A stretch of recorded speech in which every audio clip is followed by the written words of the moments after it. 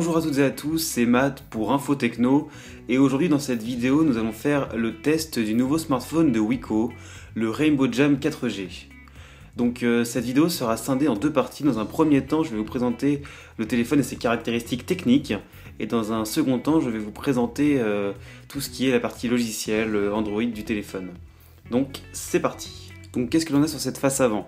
Donc dans un premier temps vous pouvez voir l'écran, donc un écran de 5 pouces, un grand écran d'une technologie IPS d'une résolution 720 par 1280 pixels, un écran HD en l'occurrence.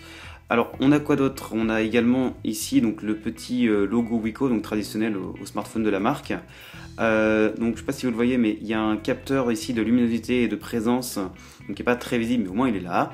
Vous avez le haut-parleur ici, donc qui change de couleur en fonction de la coque, de la couleur du téléphone que vous prenez initialement. Et en dernier, la petite caméra frontale, donc d'une résolution de 5 millions de pixels, qui vous permettra de faire des selfies. On a également, quand le téléphone est allumé, les petits boutons d'Android, donc menu, retour, tout ça. Sauf que ces boutons, ils sont intégrés dans l'écran. Il n'y a pas un endroit spécialement réservé pour eux, c'est intégré dans l'écran. Qu'est-ce qu'on a d'autre sur cette face? Donc sur la face arrière, on a, vous pouvez voir qu'elle prend un petit peu les marques de doigts. Sur la face arrière, on a le logo donc, de la marque Wiko, avec un petit flash LED et l'appareil photo, donc un appareil photo arrière d'une résolution de 8 millions de pixels qui vous permettra de faire quelques photos, j'y reviendrai à la fin du test. On a également donc un petit haut-parleur qui pour ma part est un petit peu mal placé car quand vous mettez le téléphone à plat, vous n'entendez plus grand chose du son et bon, au moins il est là mais j'avoue qu'il n'est pas extrêmement bien situé. Qu'est-ce que l'on a d'autre? Donc sur le côté droit, vous avez le bouton power pour allumer et éteindre le téléphone et les petits boutons de volume plus et moins pour monter et baisser le son.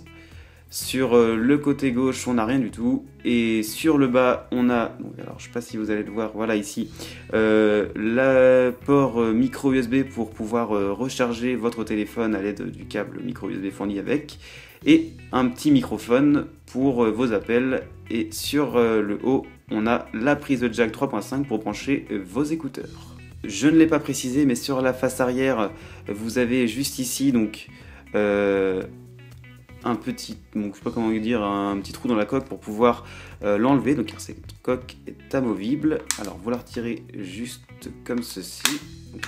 Il faut un petit peu forcer, mais ça va. Alors donc la coque ici, vous pouvez la personnaliser donc en fonction des couleurs qui vous plaisent. Qu'est-ce que l'on a? Donc là, vous pouvez voir qu'on a accès à la batterie, donc ça c'est très bien. Si vous avez un problème de batterie, vous pourrez la changer sans aucun problème. Donc c'est un téléphone double SIM, donc ici SIM 1 et SIM 2 si c'est bien des micro SIM. Et donc je ne l'ai pas précisé, mais vous pouvez également étendre la capacité de stockage avec une carte SD, et heureusement d'ailleurs, jusqu'à 32 ou 64. Passons dès maintenant à la partie logicielle. Donc qui dit téléphone Wiko dit forcément téléphone sous le système d'exploitation Android. Donc ici on est sous Android 5.1.1. Donc vous pouvez voir ici, j'appuie, Android Lollipop. Donc on peut voir la surcouche constructeur, donc c'est Wiko UI. Donc moi, le petit défaut que je lui donnerais, c'est qu'on n'a plus le menu pour pouvoir classer ses applications et pas forcément toutes les mettre sur l'écran d'accueil. Donc on a traditionnellement sur les téléphones Android, donc là avec la surcouche Wiko UI, vous ne l'avez plus, mais vous pouvez tout installer des applications sur le Play Store. Il y a des applications qui vous permettent de revoir cette fonctionnalité. Donc ce téléphone c'est équipé d'un processeur Qualcomm Snapdragon 210 cadencé à 1,1 GHz. Donc de 4 cœurs. Alors la petite particularité c'est que ce téléphone en est équipé du processeur Qualcomm, mais son petit frère le Rainbow Up 4G lui ne l'est pas et j'avoue que ça manque cruellement à ce téléphone. Là on est bien content de l'avoir et quand on ne l'a pas sur le Wiko Rainbow Up, excusez-moi, on le ressent vraiment. En termes de stockage, donc vous bénéficiez ici de 8 Go de mémoire interne si je ne me trompe pas. Le problème c'est que le système prend beaucoup de place comme vous pouvez le voir ici, donc il n'y a pas grand chose d'installer sur le téléphone, mais donc le système prend pas mal de place Et une carte SD donc, sera vite indispensable pour pouvoir stocker ses photos, ses vidéos ou encore sa musique. En termes de recherche sur internet, il est également aussi très rapide. Donc vous pouvez voir ici, là je vais sur le site d'InfoTechno. Donc le site s'est chargé assez rapidement, donc je vais charger un article pour vous montrer. Voilà, donc l'article s'est chargé assez rapidement également. Maintenant, je vais vous montrer un petit peu la qualité sonore et également la qualité vidéo avec cette vidéo timelapse. Vous pouvez en juger par vous-même.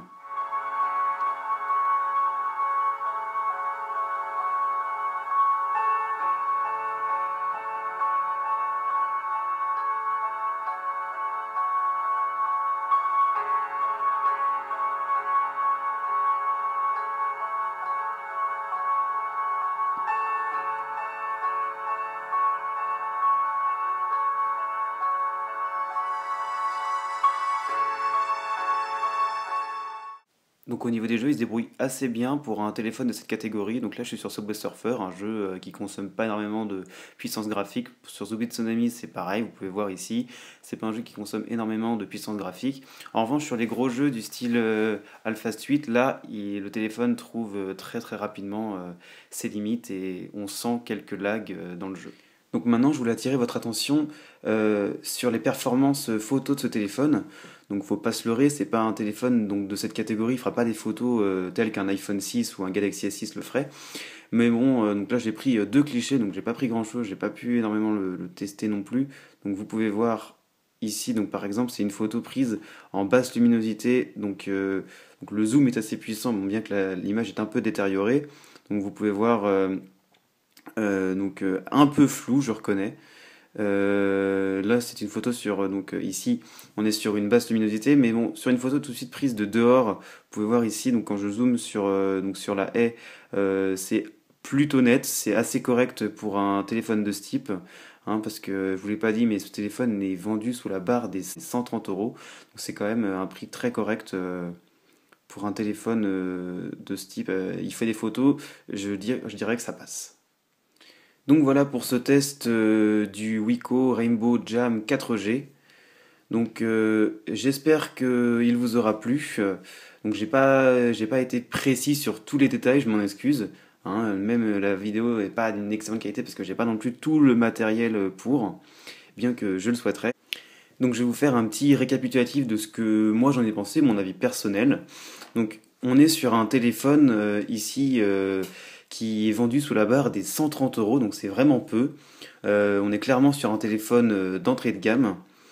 Donc ce téléphone propose des performances graphiques, logicielles et tout, donc c'est clairement suffisant pour le prix. Enfin, faut toujours rappeler le prix qui est quand même donc 230 euros, je le rappelle, 129,90 pour être précis. Il fait des photos, je dirais correctes en extérieur et passables en basse luminosité.